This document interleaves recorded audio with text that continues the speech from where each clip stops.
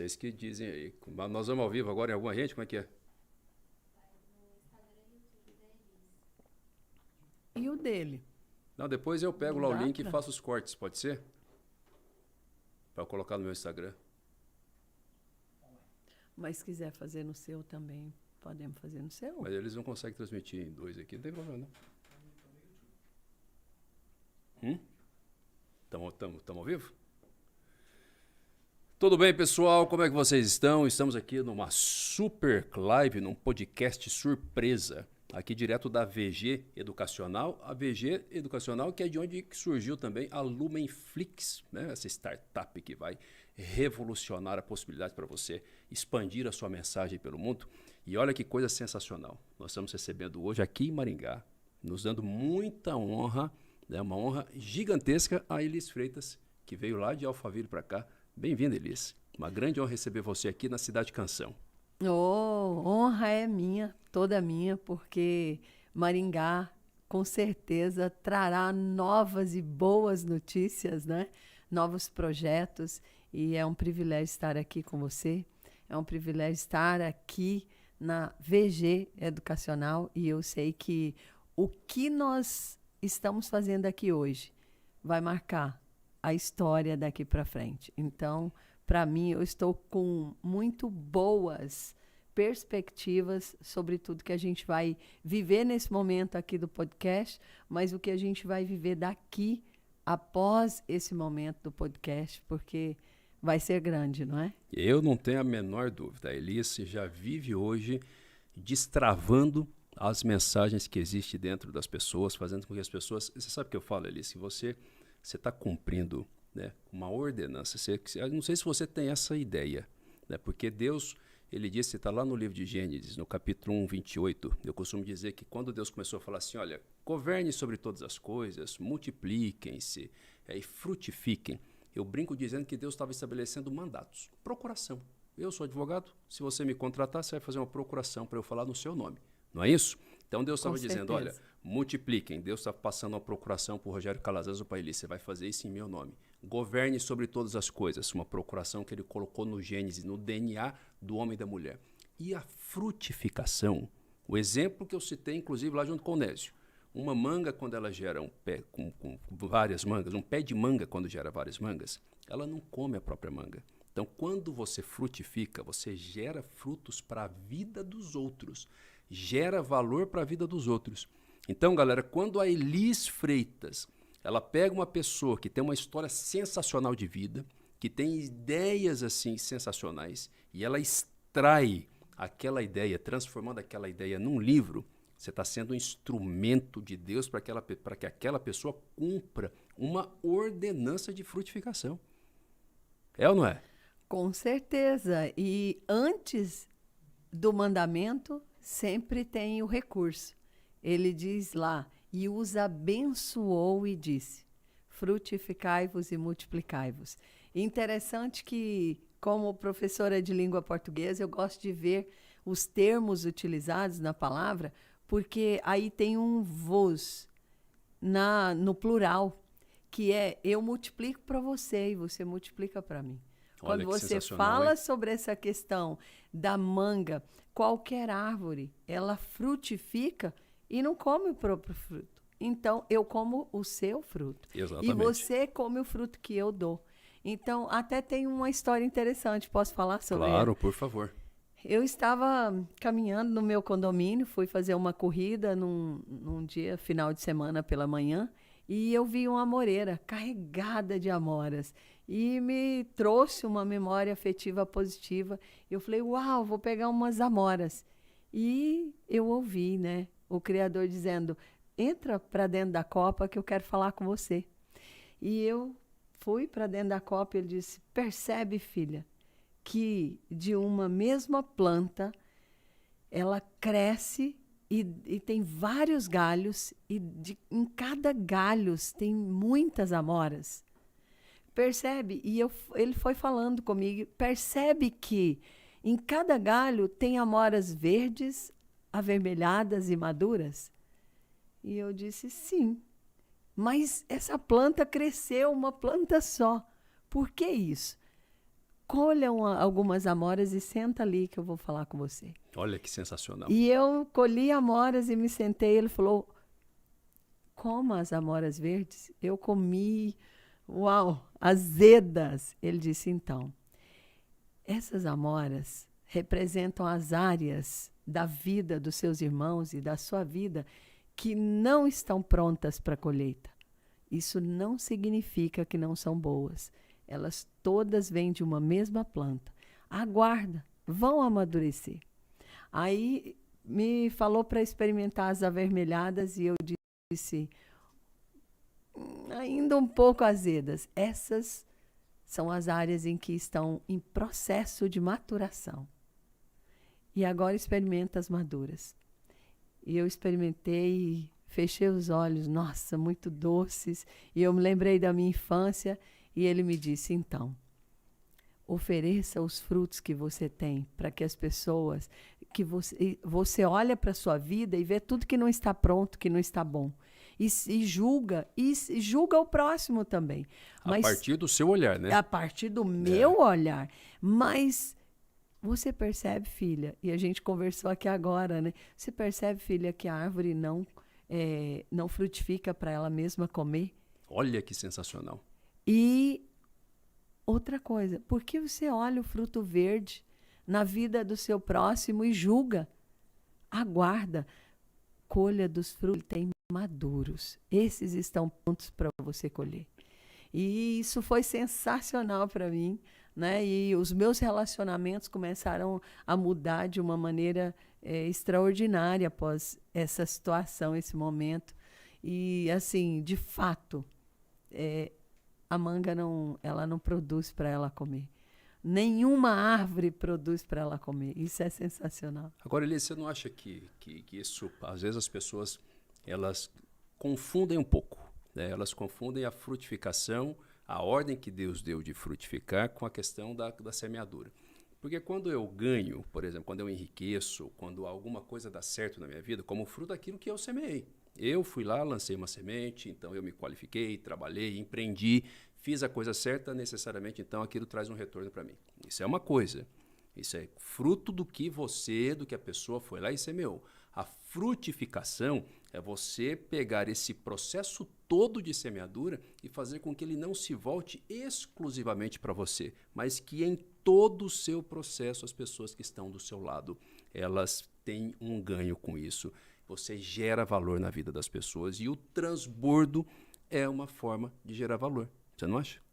Com certeza. Quando nós falamos de plantio e colheita, nós estamos falando de tudo que Deus te dá, Ele te entrega em forma de sementes. E você vai plantar. Cabe a você escolher a terra e plantar essas sementes. Agora, tudo que Deus te dá, Ele te dá em forma de boas sementes. Isso, se você planta, cultiva, você vai colher e a colheita é sempre muito maior e mais abundante. E é da mesma espécie. Agora, se você não tem esse entendimento de que você já tem a boa semente, você começa simplesmente, ou você não planta, ou você planta a má semente, aquilo que você não tem entendimento, não escolhe o tipo de terra, e aí não existe colheita de outra espécie. Se você planta boa semente, exatamente, você vai colher a boa semente. Então, vamos recapitular isso aqui. Não existe uma colheita diferente, de uma espécie diferente da semente que você plantou. Então tem que acabar com esse pensamento tolístico, de tolice, né? Com certeza. Sabe, você está com um problema financeiro, você quer crescer financeiramente, você está plantando amor, sabe? Beleza, é claro que você tem que plantar amor também. Só que o que você tem que plantar na sua vida financeira? O que você tem que plantar dentro do seu casamento? O que você tem que plantar no seu relacionamento? Entendeu? Você tem que plantar a semente certa, né? Porque você sabe que é interessante que se você observar essa palavra, inclusive, eu sempre me questionei isso. Por que Deus foi tão duro quando ele falou sobre isso? Deus poderia ter dito na Bíblia simplesmente assim, olha, o que você semear, você colhe, filho amado meu. Mas ele disse assim, ó, de Deus não se zomba. Deus não permite ser zombado. O que você colhe, o que você semeia, você colhe. Ou seja, Rogério Calazans, não me faça de tolo, Porque assim, eu já te dei todas as coisas, você já tem condição para fazer todas as coisas, agora você está aí reclamando, chorando aos meus pés, porque você está fazendo tudo errado. Não me faça de tolo. Deus não se permite ser zombado. Não é isso? E aí, você vê, e o interessante é que assim, as pessoas precisam aprender que, quando está semeando, tem um tempo para colher, para que venha aquela colheita. Não tenham medo do trajeto, porque uma questão interessante. A Bíblia diz no livro de Eclesiastes que para todo acontecimento humano tem uma reação certa, mas o sofrimento faz as pessoas se anteciparem, Elis. Entendeu? E aí você pega lá, desculpa me alongar, mas tem uma parábola que Jesus fala o seguinte, olha, que o reino dos céus é semelhante ao homem que saiu para plantar. E aí ele plantou só trigo. E aí nasceu joio, certo? E no outro dia ele fala com os funcionários, e os funcionários vêm e falam assim, vamos arrancar esse joio, porque não pode ter nascido joio. E aquele homem de forma sábia fala, não vamos arrancar, não é hora. Porque se a gente arrancar agora, ou seja, se eu me antecipo, eu arranco também a semente. Aí as pessoas, muitas vezes, você estava falando que as pessoas não sabem escolher a terra, essa é a conclusão que eu quero chegar. As pessoas às vezes escolhem bem a terra, Elis, só que não sabem esperar. Entendeu? Elas se antecipam. Por quê? Mesmo que você plante tudo certo, vai ter problema na vida. O problema é natural, a chuva vai cair, tem carro que vai bater, tem gente que vai ficar doente. O que você vai comunicar? O que a sua boca vai dizer? Porque a língua tem poder sobre a vida e sobre a morte. Se você tem a reação errada, com a sua própria mão, com a sua própria palavra, você arranca a sua boa semeadura, você retarda a sua boa semeadura. Inclusive porque a palavra é a semente. Exatamente. A semente é a palavra. Então, muito mais eu destruo do que eu construo com a palavra. Quando eu entendo que as palavras que saem da minha boca com certeza estão dentro do meu coração, mas que o meu coração ele precisa ser guardado, ele precisa ser de fato um lugar onde habita apenas eu e o Espírito Santo, para ele poder trazer e fluir rios de águas vivas, para que ele possa de fato retirar um bom tesouro.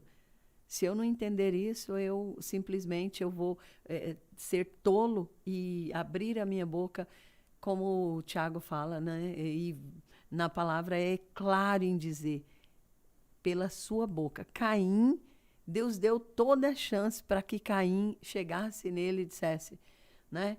Eu matei meu irmão. Errei, matei, e agora? Eu não suportei. Porque ele não perguntou para Caim, Caim, você matou seu irmão, eu não te avisei sobre o pecado. Estava do seu lado. Então, e você matou seu irmão. Não, Deus não disse isso.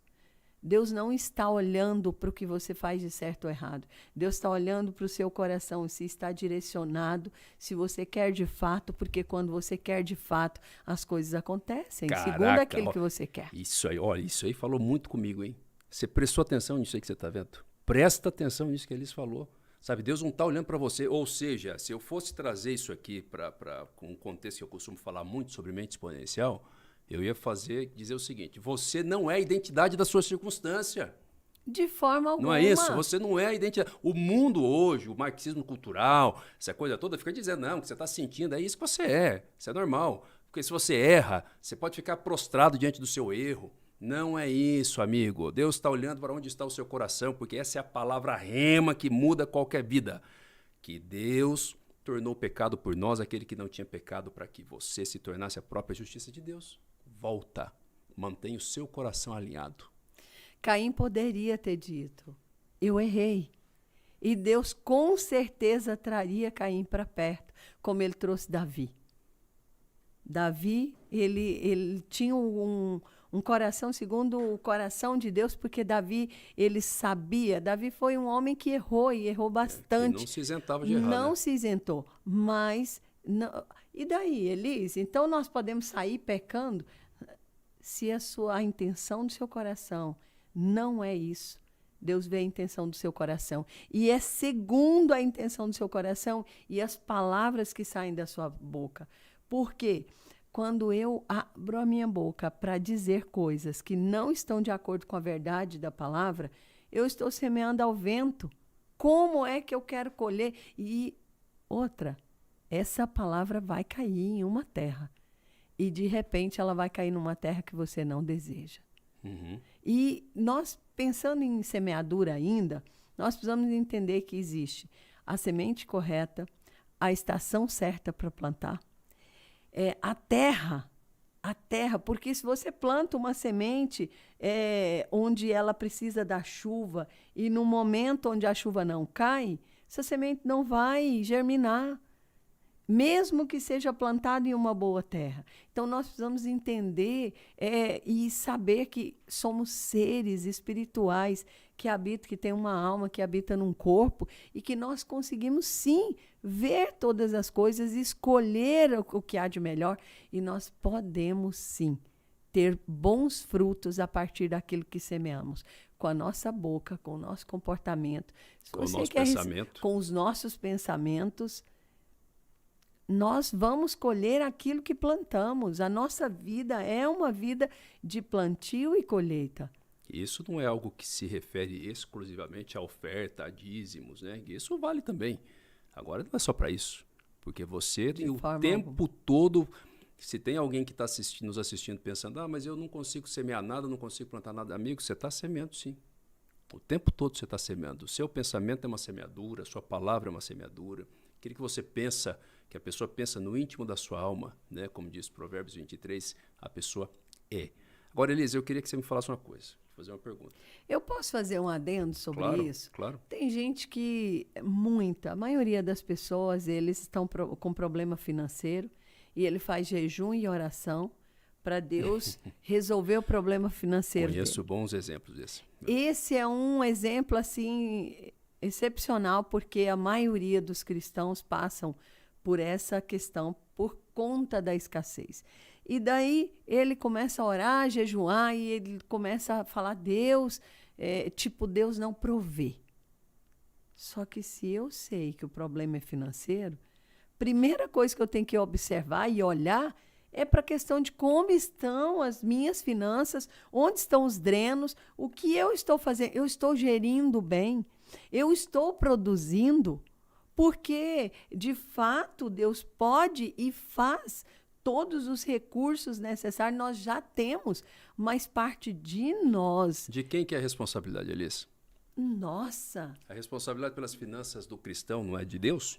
Não é Deus que faz a gestão da finança? Não é Deus, não é? O cristão tem que assumir a própria gestão, é isso então? Inclusive, às vezes eu nem gosto de gerir, melhor se não tivesse dinheiro. Mas Como é muito que eu vou fácil, ter né? dinheiro? Você sabe que eu fui fazer um curso de gestão financeira porque eu tinha sérios problemas financeiros, nunca tive problema em produzir. Sempre produzi, mas descobri que eu não gostava de gerir, que a vida seria melhor sem dinheiro. Então, do mesmo jeito que entrava muito dinheiro, saía total dinheiro, porque se eu não gosto do dinheiro, eu não gosto de gerir. E se a Não base... adianta eu produzir. Aquilo que você tem na base do seu pensamento, amiga, é a realidade que você vai construir. Então, se você tem a crença aqui, que é o que ele está dizendo, a base do pensamento dela, ela não gosta de dinheiro, melhor se eu não tenho, porque quem não tem dinheiro não tem problema para fazer gestão. Então, se a base do pensamento é essa, pode ter certeza que você vai ter microcomportamentos que vão te levar a fazer com que todo o dinheiro que chega na sua mão vá embora. Porque vem drenos. Se eu não gosto de gerir, automaticamente eu não vou cuidar. E quando vem e eu não cuido, vai para as mãos de quem cuida, para as mãos de quem gosta de gerir. Isso é incongruente. Eu pedir para Deus, orar, jejuar para Deus resolver meu problema financeiro, se eu estou afirmando com as minhas palavras, com as minhas atitudes, meus comportamentos e hábitos, que eu não gosto de dinheiro, eu não gosto de gerir. Adianta eu pedir a Deus e, ao mesmo tempo, eu me comportar ao contrário? De forma contrária. Não tem como. É por isso que dizem que o Brasil é um dos países que mais tem cristãos no mundo, ou o país que mais tem cristãos no mundo, mas onde as pessoas não vivem os princípios. Então, ao mesmo tempo, são os cristãos que estão cheios de problemas, e isso não é um julgamento com ninguém, porque faz parte ter problema da vida, né? A vida naturalmente, na vida naturalmente nós passamos por problemas. Só que as pessoas não vivem os princípios. E quando não vivem os princípios, não acessam aquilo que já foi conquistado por Jesus na cruz.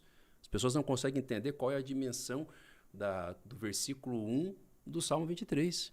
O Senhor é o meu pastor e eu não preciso de mais nada. De nada mais eu tenho falta, porque na cruz de Jesus repousa a suficiência de todas as coisas.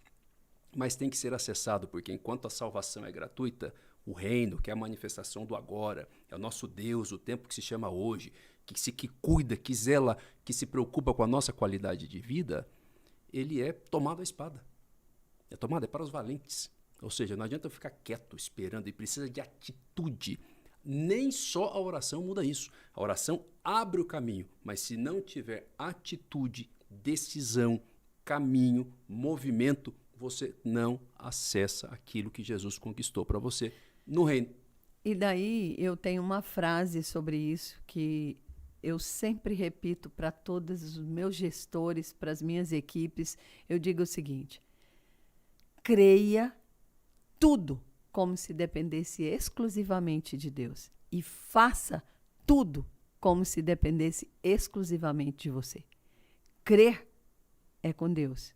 Agora, fazer é com você. Até porque Jesus disse o seguinte: quando você pedir alguma coisa, peça como se você já tivesse tido. Peça como se já tivesse acontecido. E aí tem um condicionante. Né? Você que é da língua portuguesa já percebeu isso. Tem um condicionante, porque diz assim: porque se assim você agir, assim te será feito. A fé, ela é o firme fundamento das coisas que nós não vemos, mas nós esperamos. Se a gente pega o termo firme fundamento, a gente vai lá para o grego, vai para hipóstase ou hipostasis, que na língua portuguesa é o mesmo termo que deu origem a título de propriedade. Portanto, a fé é o título de propriedade daquilo que eu não vejo, mas eu espero. É o título de propriedade do que eu não vejo, mas já é meu. Então, eu vou fazer crendo totalmente em Deus, porque na minha mente eu tenho uma certeza inabalável de que eu já conquistei. Eu tenho uma identidade inabalável que não se confunde com a circunstância, mas eu sei que eu preciso acessar. Mas e aí eu se caminho. assim agir. Exatamente. Aí eu tenho que agir, eu tenho que ter atitude, tenho que ter decisão.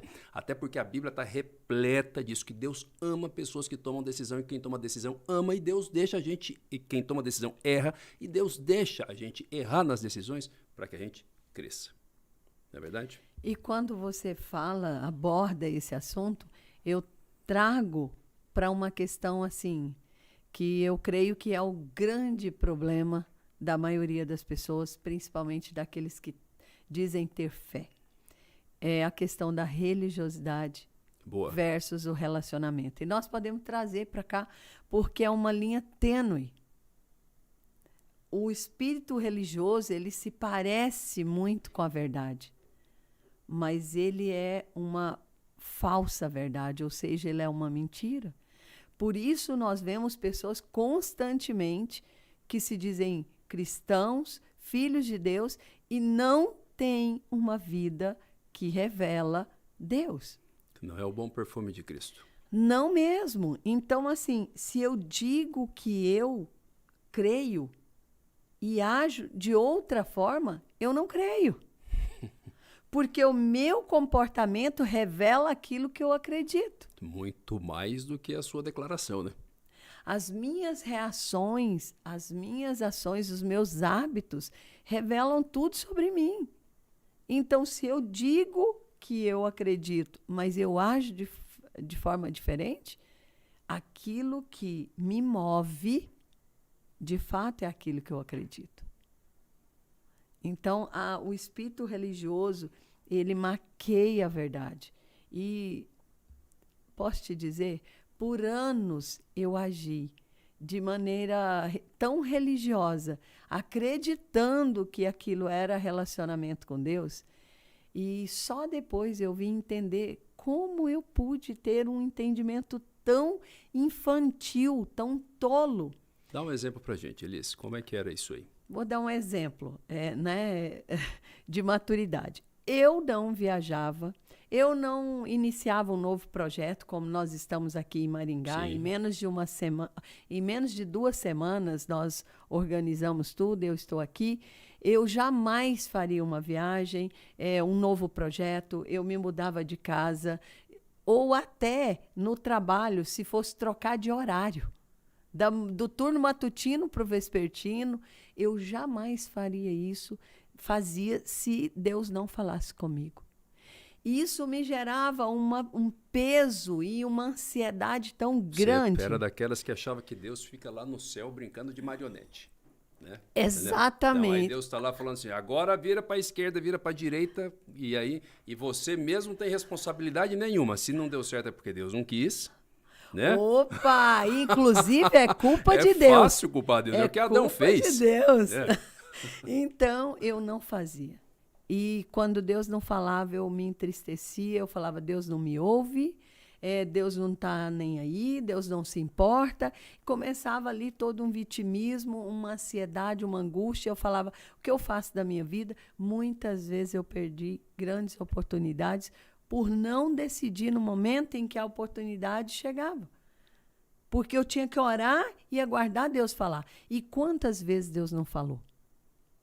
Só que quando eu entendi sobre relacionamento, e eu entendi que Deus é um bom pai que me ama e que sempre me ouve, mas que Ele não vai fazer segundo aquilo que eu quero, mas segundo aquilo que é o princípio da verdade. Ele quer que eu cresça, Ele quer que eu amadureça.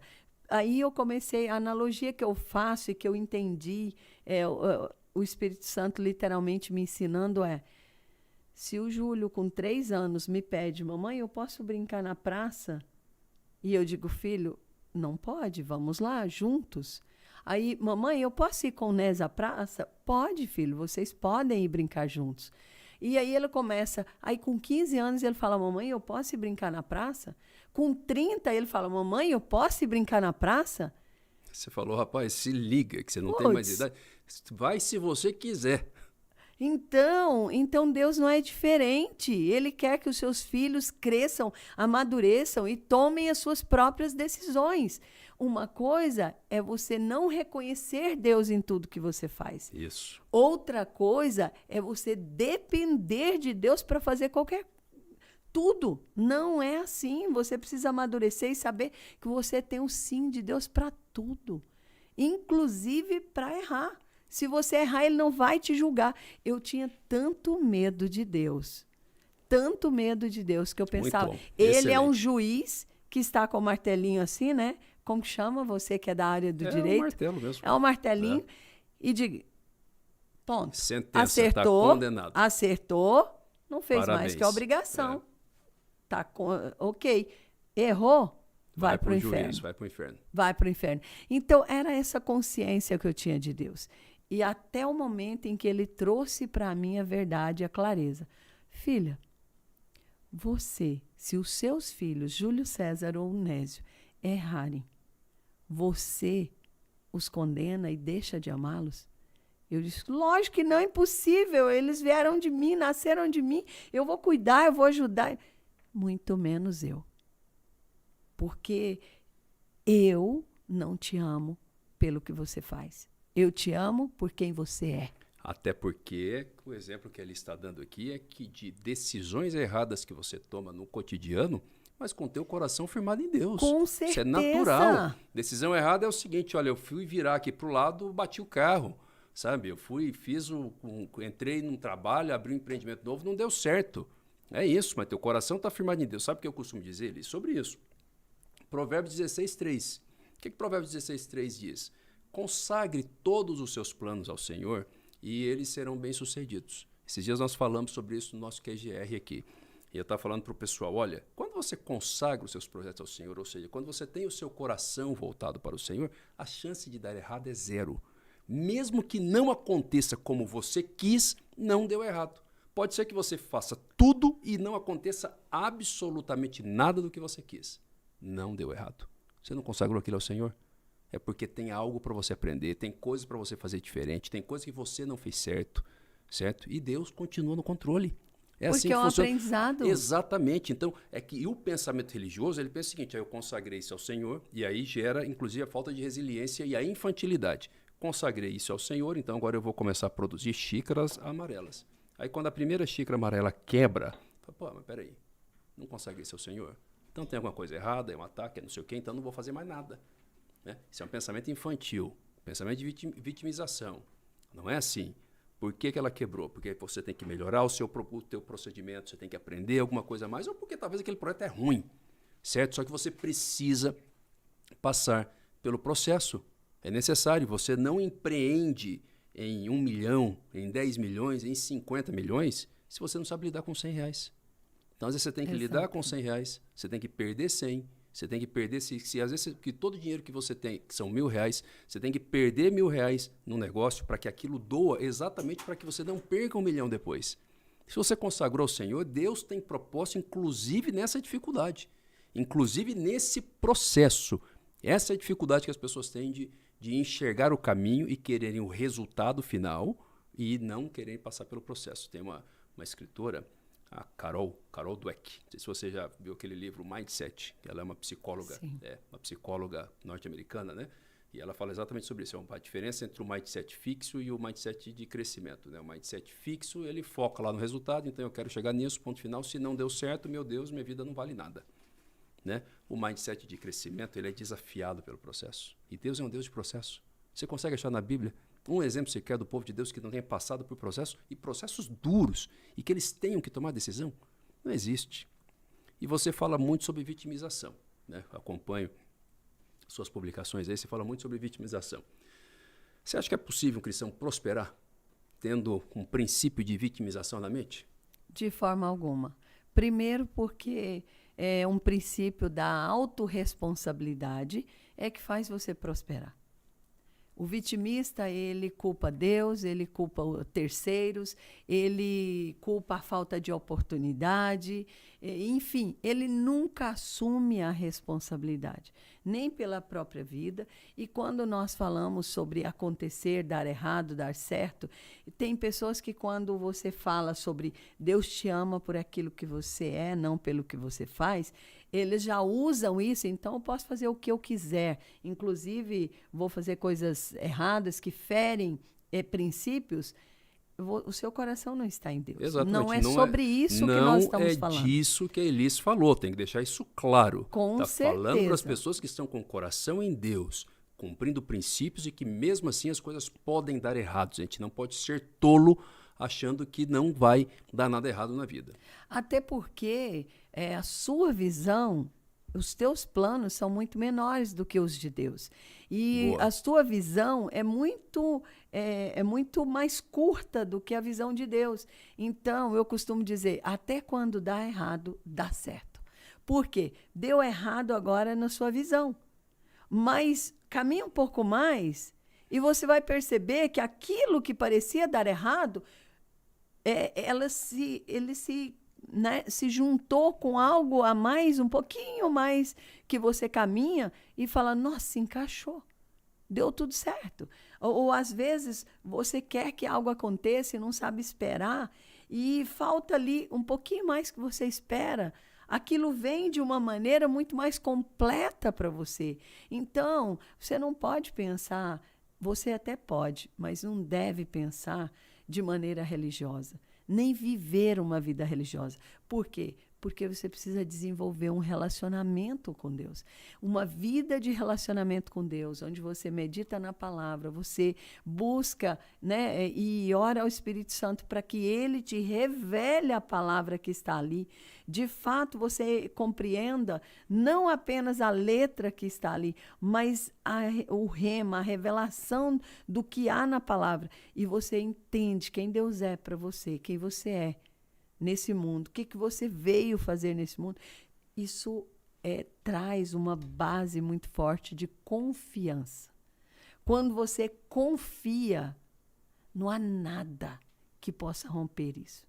Não há nada, porque mesmo que você não entenda, não compreenda a princípio, mas você sabe porque sabe. Você está convicto de que Ele está com você e todas as coisas vão cooperar para o seu bem, para o bem daquilo que é projetado. Então, estar em Deus e desenvolver um relacionamento com Deus não significa fazer tudo certo, tudo perfeito, de acordo com o que você acredita que seja, mas significa desenvolver um relacionamento de confiança, ter o coração voltado para os princípios e para Deus, de forma que você cumpra o seu propósito com as pessoas, de maneira honesta, íntegra e trazendo de fato os resultados. O resultado negativo que você julga, que o religioso julga errado e condena, às vezes você precisa passar por aquele processo para lá na frente você ter experiência para ajudar alguém. Então, assim, o que é certo, o que é errado? A religião está muito pautada no que é certo ou errado. O relacionamento não tem nada a ver com isso. O relacionamento, ele se baseia na intenção do coração. Quantas pessoas fazem uma boa ação? Está certo, mas Deus não recebe, como a oferta de Caim. Olha que sensacional. Por quê? Uma boa ação está certo, mas não recebe, porque a intenção tem uma segunda intenção por trás. A intenção não é boa. E quantas vezes você faz algo que não é legal, E a palavra deu diz ruim? que Deus sonda o coração. Não é isso? É onde está o seu coração. Você vai falar bonitinho, apresenta tudo certo, relatório, não sei o quê, mas Deus olha ali e fala o seguinte, espera aí, Deus está sondando o coração. Inclusive quando você erra, ele sonda o coração, as profundezas, a intenção no seu coração e diz, putz, Calazans, ele não deu, não compreendeu na íntegra, mas a intenção dele foi acertar. Peraí, vamos lá. Corrigir esse vamos rapaz. Corrigir isso aí. Isso, até porque a Bíblia diz que lindo somente demais. os filhos legítimos são corrigidos. Então, o que o senhor faz? Ele vai pegar lá, vem cá, meu filho, eu entendi a sua intenção, entendeu? Você fez errado, você não foi pelo melhor caminho, nós vamos dar uma ajustada aqui, mas você está na mão de Deus, entendeu? Nós vamos dar uma ajustada, mas ele não te solta, né? Vamos ajustar esse rapaz, vamos alinhar a vida desse rapaz aqui, porque se alinhar ele vai dar fruto, porque ele não tem a identidade da circunstância dele. Simples assim. Elias, eu queria que você falasse para a gente começar a encerrar um pouco sobre você. Como é que foi essa sua transição do interior de Goiás para Alphaville hoje? É uma executiva, né, da equipe do Pablo Marçal. A gente te acompanha, sabe o quanto você tem crescido, o quanto você tem feito bem para a vida das pessoas, né? Tem uma família sensacional, o Nésio, que é uma pessoa sensacional. Eu convivo bastante com o Nésio e, assim, só nesse ano de 2023, do começo do ano até aqui, assim, é gigante a mudança, o crescimento, como você, como a sua família tem crescido. Como é que é isso aí? Como é que foi esse processo? Na verdade, eu acredito que o religioso, ele, na essência dele, é apaixonado por Jesus. Ele é apaixonado por Deus, mas ele está desconfigurado da verdade. Então, eu sempre vivi uma vida religiosa, nasci em lar cristão, numa vida muito escassa, de muita pobreza, porque a religião também traz isso, o espírito de pobreza, e eu decidi que eu não queria viver aquilo. Eu não me conformava, eu fui inclusive mal interpretada, porque de uma família de 15 irmãos, somente eu estudei, meus pais analfabetos, eu não me conformava em simplesmente seguir o curso e ser uma mulher, esposa, dependente do marido, sem visão, sem crescimento. Eu queria encontrar Deus e de fato, o propósito. Por que eu estou aqui? Por que da vida? Então, eu sempre busquei conhecer. E, claro, a princípio, muito pautado na religião, do que é certo, do que é errado, e fui compreendendo na leitura da palavra, na busca do meu coração e no movimento, eu sempre me movimentei. No movimento, eu costumo dizer que as coisas acontecem. Então, você precisa se movimentar. Eu nunca parei de estudar porque eu não tinha dinheiro para pagar. Eu estudava, depois eu dava um jeito de pagar. E assim eu fui me encontrando e buscando abrir oportunidades, caminhos para mim. E numa busca dessa, onde só a religião não me saciava, mas eu precisava entender que existia algo a mais, porque dentro de mim clamava por esse algo a mais. Na busca, eu encontrei a questão do desenvolvimento pessoal e descobri que eu, de fato, não tinha as 3 esferas alinhadas, espírito, alma e corpo. Primeiro, no espírito, eu não conhecia a minha identidade de filha. Eu tinha uma visão de Deus completamente distorcida. Na alma, eu não governava. Não governava meus pensamentos, minhas emoções. Tinha fragilidades, a questão do vitimismo, da rejeição e de vários outros bloqueios que uma mentalidade, crenças assim que me limitavam. E fui trabalhar a questão do desenvolvimento pessoal. E no corpo, que é a esfera onde os religiosos não se atentam, mas nós somos templos do Espírito Santo, então nós precisamos cuidar do nosso corpo, inclusive para cumprir o propósito, a questão dos hormônios, dopamina, serotonina, cortisol. Eu preciso equilibrar tudo isso, porque no espírito eu entendo a identidade. Na alma, eu entendo o governo. E no corpo, eu cumpro o propósito. Ou seja, é onde eu tenho autoridade. Ninguém que não tem corpo tem autoridade na Terra. Então, eu precisei entender quem eu era, alinhar essas 3 esferas. E foi na busca constante, no movimento, na inquietação, para poder descobrir aquilo que queimava no meu coração e que eu não sabia como acessar. Aí eu descobri o reino. Eu entendi que eu só conhecia o Evangelho da Salvação. Uhum. Por isso a minha vida era pautada assim. Eu posso sofrer tudo que eu sofri aqui, porque mas você vai para a vida eterna. Eu vou para a vida eterna e lá vai ser uma vida sem sofrimento. Eu não entendia que eu vou cumprir um propósito de governo aqui primeiro. Que foi o Evangelho pregado por Jesus. Exatamente. Aí abriu, descortinou para mim o Evangelho do Reino que Jesus tanto falava. Aí a Bíblia começou a fazer sentido, porque a Bíblia não fazia sentido para mim. Em várias situações eu falava, não faz sentido. É como se não encaixa. Aí quando eu entendi sobre o reino, e nessa busca eu troquei, aliás, eu desprezei a questão da religião, e eu não estou falando em você frequentar um templo, uma igreja, não é sobre isso. É sobre eu deixar a regra, deixar o certo e errado, a religião de fato, e buscar um relacionamento genuíno. Aí eu entendi Deus como Pai. Eu entendi que eu sou filha amada de Deus, que vim dos céus como uma embaixadora da escrita, que é uma embaixadora de Cristo, para cumprir um propósito específico. E nesse propósito individual e específico, eu sou um membro de um corpo chamado Corpo de Cristo. E eu atuo ativamente para não pesar sobre o corpo, porque um membro inativo, ele pesa sobre o corpo. Mas quando eu, na atividade, com o meu propósito individual, cumpro esse propósito, automaticamente eu estou fazendo o corpo se movimentar em harmonia. Então, se todos nós entendêssemos essa mudança, essa transformação, primeiro de mentalidade, depois de você enxergar seu coração, olhar para dentro, perceber, né, tudo isso, acontece o que aconteceu comigo. Em menos de 4 anos, a minha vida foi transformada. Até os 45 anos, não conseguia sorrir. Eu não entendia, porque eu vim à Terra só para sofrer. Mas quando eu determinei sair do meu lugar e dizer, eu vou encontrar, eu vou buscar. Em menos de 4 anos, eu fiz transição de carreira. Eu comecei projetos. Você era servidora pública. Eu fui servidora pública por 19 anos. Passei em 3 concursos no estado de Goiás.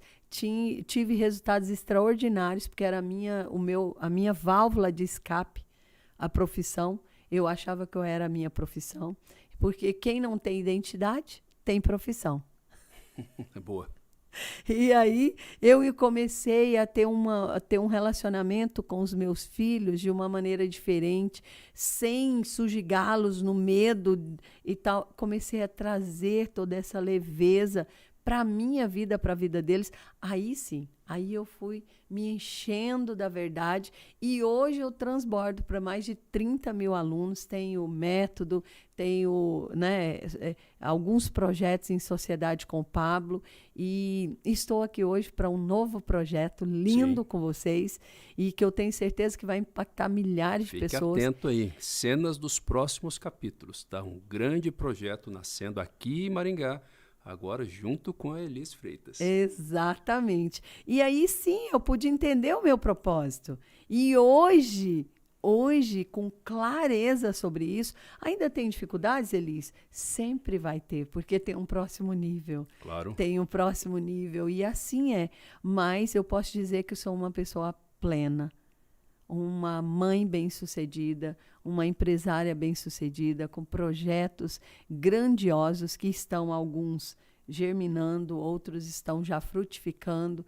E se tem algo que eu posso te dizer, eu quero de fato te chamar, te convidar para desenvolver um relacionamento de intimidade com Deus.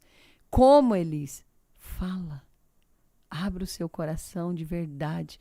Como eu conheci o amor de Deus como pai? Brigando com ele. Israel. Foi assim que Jacó deixou de ser Jacó e passou a ser Israel, que significa exatamente a briga com Deus, contender com Deus. Porque é melhor você brigar do que você fingir. Excelente. Né? Excelente. Então, todo fruto e tudo que nós temos construído daqui para frente já não faz parte apenas do treinamento, mas faz parte da missão. Porque enquanto você é menor, você está num treinamento. Enquanto você está sendo preparado, você está num treinamento. Mas quando você já se torna preparado, você começa a cumprir uma missão. E nós estamos aqui nesse podcast, inclusive, cumprindo uma missão de chamar você, de convidar você para viver essa experiência. Uma experiência real, de uma vida real, plena, que tem, sim, as adversidades, mas que essas adversidades, inclusive, vão te fazer crescer, vão te levar mais próximo de tudo aquilo que você precisa cumprir. Né? Então... Senhoras e senhores, Elis Freitas, sensacional. Obrigado, Elis. Olha, muito aprendizado.